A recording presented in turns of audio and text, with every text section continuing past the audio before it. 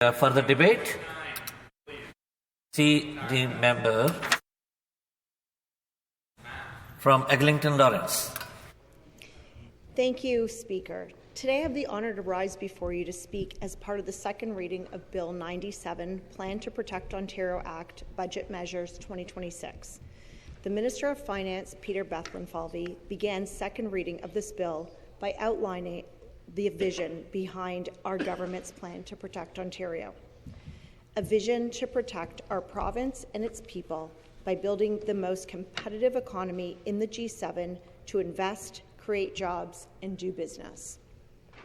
Madam Speaker, in the past year, Ontario's reliance has been tested by global uncertainty, trade disruptions, and economic headwinds. But we have been meeting these challenges head-on. Echoing what the Minister said, Ontario does not operate in isolation. Ontario is part of a large network of global trade that has for generations created certainty and growth for our people. And now, to foster continued certainty and growth for our province, we are moving forward with a cautious yet ambitious plan that protects our province and sets us up for success. Madam Speaker, this bill and our government's budget plan to protect Ontario is about taking measures and decisions that uphold the well-being of our people, our services, and our economy. We are building a more competitive, more affordable, and more resilient economy. An economy that protects Ontario and, by extension, Canada, from unforeseen issues that may come our way for decades to come. Our plan is clear, Speaker. When it comes to investments and growth and doing business and finding a place to live, we are working to make Ontario the best place in the G7. Speaker, we are taking bold and decisive action to protect Ontario from the impacts of U.S.-imposed tariffs on key sectors such as automotive, steel, and forestry.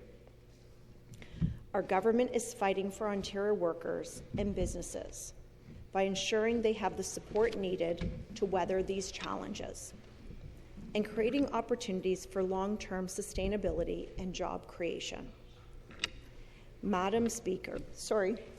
Speaker, there is no denying that our government acted quickly to protect Ontario from the economic impact on these tariffs. And we are not wavering in our commitment to this priority.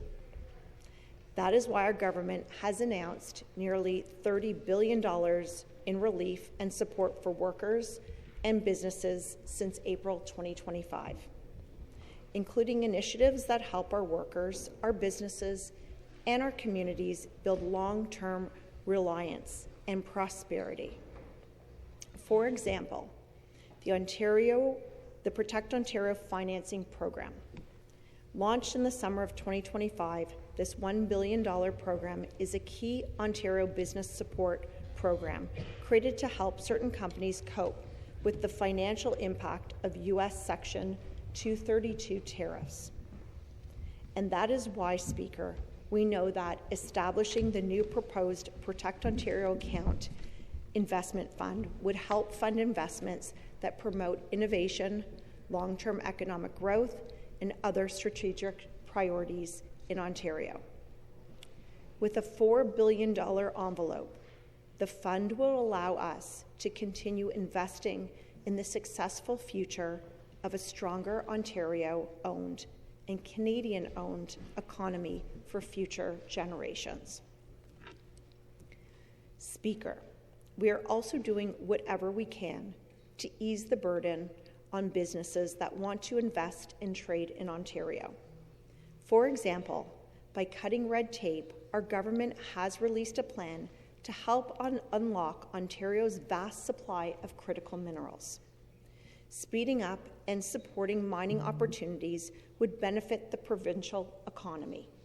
Speaker, that is why the One Project, One Process framework speeds up approvals for advanced exploration, mine development, and mine expansion projects that will help us secure Ontario's place as a leader in the critical minerals sector.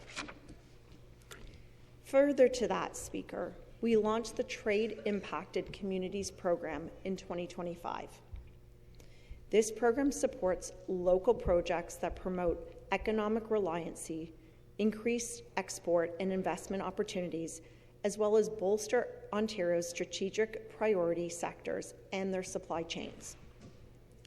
And last year, our government reduced the pressure on businesses by allowing them to defer the payment of provincial taxes by 6 months, delivering real and meaningful benefits during times of uncertainty, Speaker. Through this initiative, our government, made up of $9 billion available in liquidity relief to approximately 80,000 businesses, enabling them to sustain operations while helping us build a stronger, more predictable landscape for business. Our government has also provided enormous relief for businesses by making historic cuts to the gas and fuel tax and many others. Speaker, these initiatives have helped to reduce the short-term financial pressures companies in Ontario may be facing and helping businesses maintain liquidity and preserve jobs, thereby supporting Ontario's priority to protect jobs and strengthen economic reliance, Speaker. And speaking of jobs, an example of how we are safeguarding the workforce is the Protect Ontario Workers Employment Response Centre, or POWER centres, funded by our government. These centres are helping retain and reskill workers affected by layoffs and helping them secure their opportunity to continue a meaningful, lifelong career. And most of all, ensuring that we continue employing people into good paying jobs in the midst of economic uncertainty. Speaker, I am glad to share that the last year, 10 of these centres were operational across Ontario, helping almost 15,000 workers with service and support. And we will keep going. During the 2025 fall session of this legislature, this chamber saw the passage of 12 legislative bills, all with the aim of advancing our government's progress on its plan to protect Ontario. Speaker, among them is the Protect Ontario by Cutting Red Tape Act 2025, which is helping reduce regulatory burdens in Ontario, saving people and businesses of the province additional $5.8 million and more than 256,000 hours every year. We are also cutting red tape and supporting trade investment and economic growth to strengthen Ontario's competitiveness through the Building a More Competitive Economy Act 2025. Speaker, these pieces of legislation are focused on cutting red tape, unleashing Ontario's economy, investing in infrastructure, improving services, and making life more affordable. This shows that our government and this budget are focused on our continued mission to protect Ontario, and doing so by building the environment for businesses to succeed, grow, and hire, all without red tape holding them back. We've worked hard to eliminate this red tape since 2018, Speaker. After 15 years of Liberal economic stagnation, our government has stepped up and delivered for Ontarians. Since 2018, our government has provided significant tax relief to improve Ontario's competitiveness and lower costs for people who call the province home. Madam Speaker, here are some proof points that I'd like to remind my Liberal and NDP colleagues of. We've delivered the Ontario-made Manufacturing Investment Tax Credit. We've implemented the Low-Income Individuals and Families Tax Credit. We've permanently reduced gas and fuel tax rates. And we've increased the employer health tax exemption. And worst of it all, Speaker, the members voted against these and so many other measures to save businesses money. Unlike them, Speaker, we're going to continue supporting our workers, our businesses, and our communities. We are committed to continuing managing Ontario's finances in a prudent and fiscally responsible manner to further improve Ontario's competitiveness, lower costs, and provide relief in the years to come. Our government is promoting an economic environment where businesses looking to grow can invest with confidence. We are doing so by reducing interprovincial trade barriers, supporting strategic investments, and creating more opportunities for growth. We can all agree here today that small businesses play an important role in Ontario's economy, from family-owned businesses to innovative startups. As an important step in furthering their well-being and protecting them from economic and trade uncertainty, I am proud to say that our government is proposing in this budget to cut the small business corporate income tax rate from 3.2% to 2.2% effective July 1st, 2026. This proposed tax cut will ensure Ontario's small businesses continue to stay competitive and resilient. And I would love nothing more than to see the opposition members try and tell Ontarians that this is something that they're going to be voting against. Because they always do, Speaker. But it doesn't matter what they may or may not vote for. In the end, we will keep delivering for Ontarians because we know there is more work to be done to make Ontario the best place to live, work, raise a family, and do business. Our government is not afraid of that work. No way, not now, and not ever. Speaker, another key priority for us is improving Ontario's competitiveness for business investment. That is why it is the intention of this government to lower the cost of capital investments by allowing businesses to accelerate the income tax deduction for the cost of depreciable assets. These changes would lower the cost for investment in a broad range of assets, Speaker.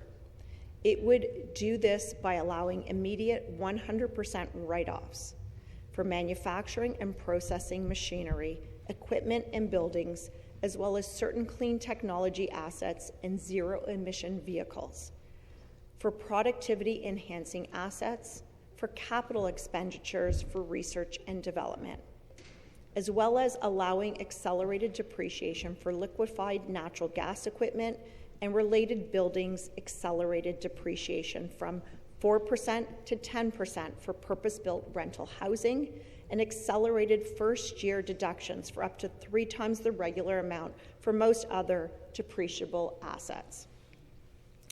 Together, Speaker, these measures would provide over $3.5 billion in Ontario income tax relief to qualifying businesses over 4 years from 2025 to 26 to 2028 to 29.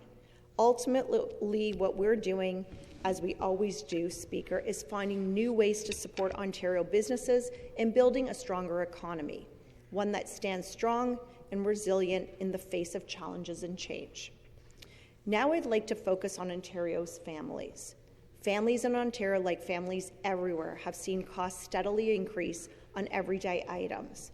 And those costs are increasing in Ontario in part because of ongoing economic uncertainty caused by tariffs. Speaker, this is why our government acted early to provide relief to families and individuals and deliver on its plan to make life more affordable across the province. In fact, we committed almost $11.9 billion to support families and individuals in the 2025-26 fiscal year alone. Our government is helping to keep electricity bills stable and predictable through programs such as the Ontario Electricity Rebate that is decreasing monthly bills for a typical residential consumer by about $36, and providing support through other targeted programs such as the Low Income Energy Assistance Program. Last fall, Madam Speaker, our government removed the 8% provincial portion of the HST on new homes valued up to $1 million. It was a strong step aimed at lowering costs and helping families realize the dream of home ownership.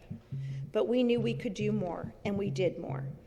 Just last week, Speaker, we announced a proposal as part of the 2026 budget to extend this initiative and, in working with the federal government, remove the full 13% HST on new homes valued up to $1 million to all eligible buyers, not just first-time home buyers, saving home buyers up to $130,000. This is a big step to help families realize their dream of owning a home.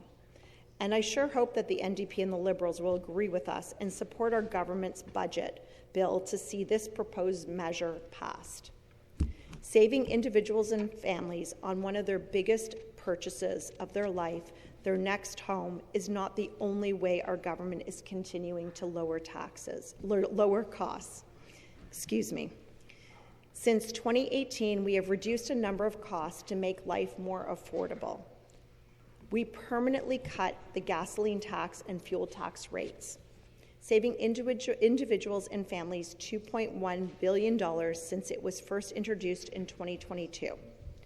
Madam Speaker, we also permanently removed tolls from the provincially owned portion of Highway 407 East, saving commuters an estimated $7,200 annually. Speaker, as announced in the 2026 budget, we are pleased to extend the One Fare program for an additional 2 years to keep transit costs down for riders in the Greater Toronto and Hamilton area, saving users up to $1,600 per year. We are committed to putting more money back into the pockets of the people of Ontario, where it belongs. Our recently released 2026 budget will also help to reduce costs for the people of Ontario, Speaker. Our government is ensuring that student achievement always comes first in Ontario's publicly funded education system. But we heard from teachers that many of them did not have access to the resources that they needed to support our learners, and we are paying for these resources and supplies out of pocket. We listened to our teachers, and we have now launched the Classroom Supplies Fund.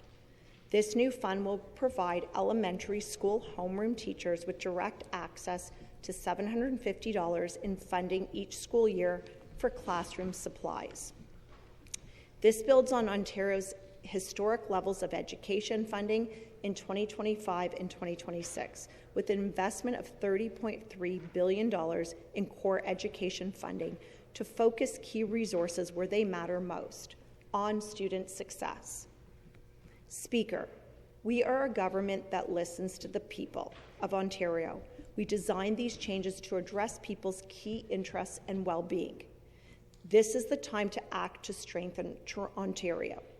As I begin to wrap up, I return to my core argument that our plan to protect Ontario is about building, growing communities, and making the province a place to call home, a stronger, more competitive, and more affordable province. Speaker.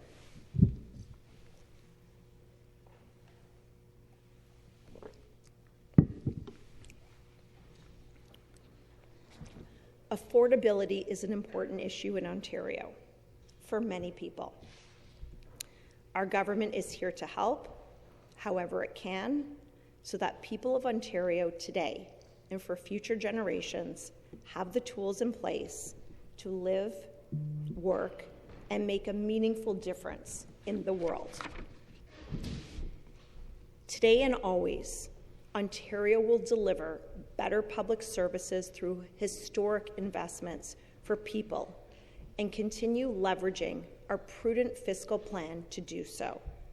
Let us work together, build Ontario's prosperity and Ontario's resilience. So I call on my NDP, Liberal, Green, and Independent colleagues once more to join us, Speaker. Join us and support this bill as we become the greatest destination to invest, live, grow, and do business in the G7. I want to thank you all for this afternoon. Thank you, Speaker. Thank you so much. It's time for oral questions. I see the member from Ottawa Centre. Thank you, Speaker. I had a question that I've been thinking about since the well, since the budget came out, and now today with the announcement around the DC, the development, or the HST rebate rather, because it's only for 1 year, it's hard to see how that will spur on new construction by the time you get financing and approvals and everything that you need. The year is well in past. It will not. It won't spur on, but it will actually help homeowners in the next year to get a break on their mortgage, which is a good thing, and I fully support it. I really do. But my question to you is, wouldn't it make more sense to have that HST rebate there permanently? Because with just 1 year, I think all we're going to do is just see unsold inventory move and not spur new construction. Thank you so much. Member from Eglinton Lawrence to answer. Thank you to the member for their question. I do appreciate it and your support on this HST. It is a 1 year that we're proposing. This is a 1 year. You could make a purchase and sale, agreement of purchase and sale starting April 1st. You have 1 year to make that agreement of purchase and sale. So this will get a lot of people that are either sitting on the fence or actually thinking about the future.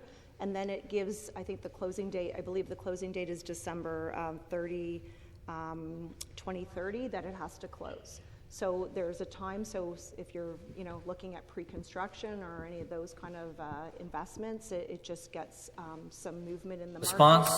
Market. That's my response. So much. I see the member from Toronto St. Paul.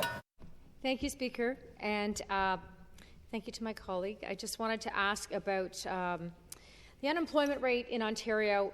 7.6%, I believe, almost a record high compared to Canada's unemployment rate, which is 6.7%. So Ontario, once the economic engine of this country, is now bringing Canada down.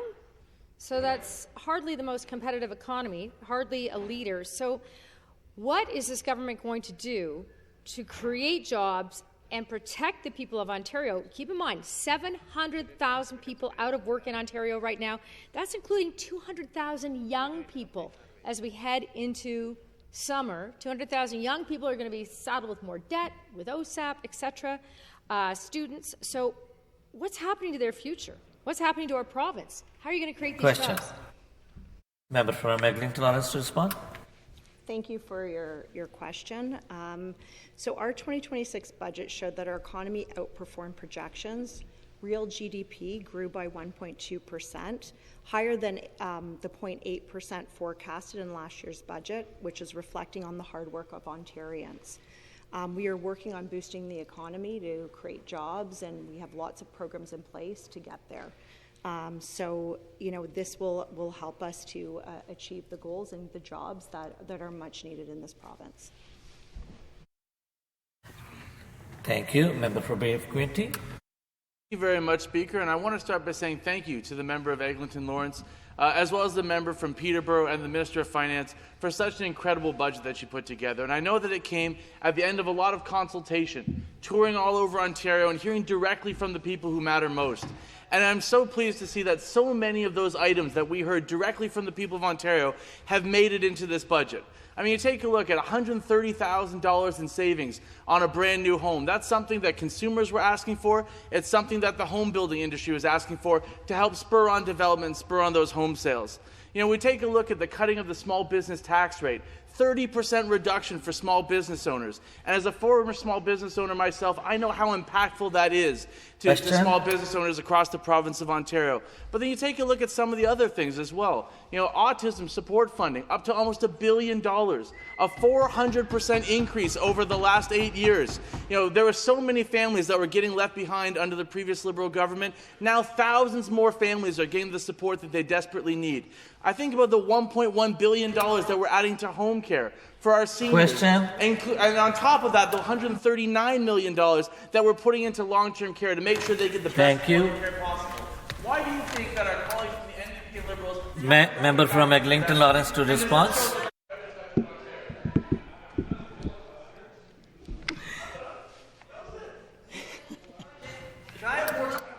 Member from Eglinton Lawrence to respond.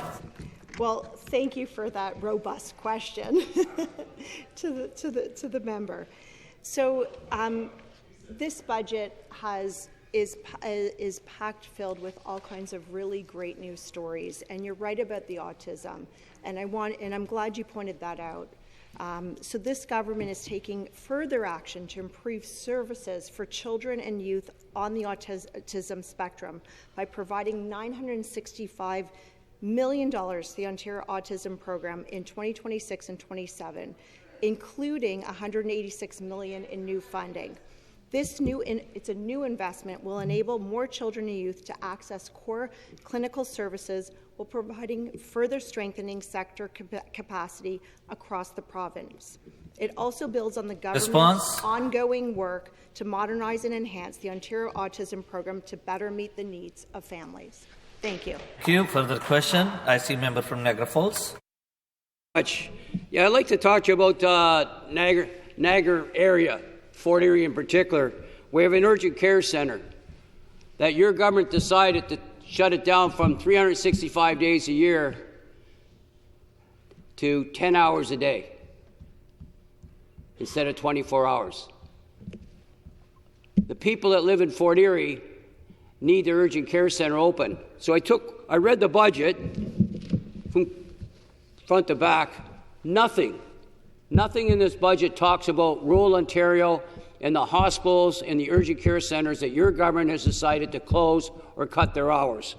So maybe you could tell me, what do you say to the people in Fort Erie that they don't have the health care that they need and deserve, when they need it, where they need it, and why they need it? And it would be nice if the guy from Niagara West wouldn't be heckling me while I'm trying to ask a very serious question about the residents of Fort Erie.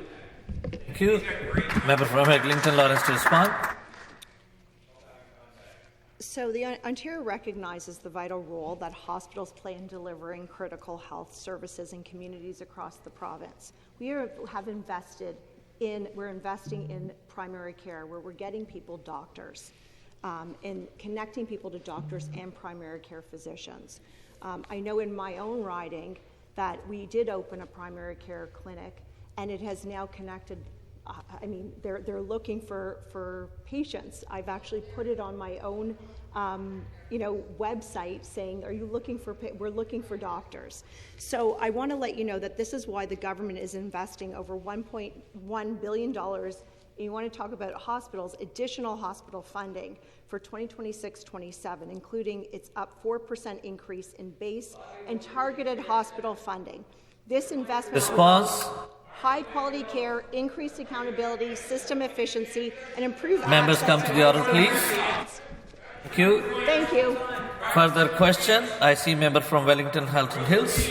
Thank you, Speaker, and thanks to the member for outlining those great investments, including in hospitals across Ontario, including the new South Niagara Hospital, which I know the member for Niagara West was a big proponent and advocate for. My question to the member is about public safety. I know the member is very concerned about public safety in her community, and so I just wanted to ask what kind of investments our government is making to support public safety in communities across Ontario like hers and mine. Thank you. Member from Eglinton Lawrence to respond. So public safety is very important to the province of Ontario and our government.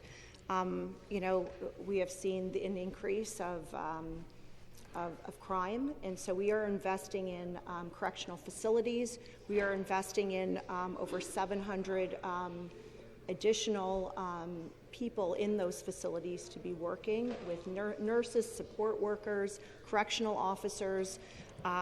We are investing in bail compliance as well. And so this is ways that we're going to keep our province safe from harm and safe from and keep criminals behind bars. Thank you.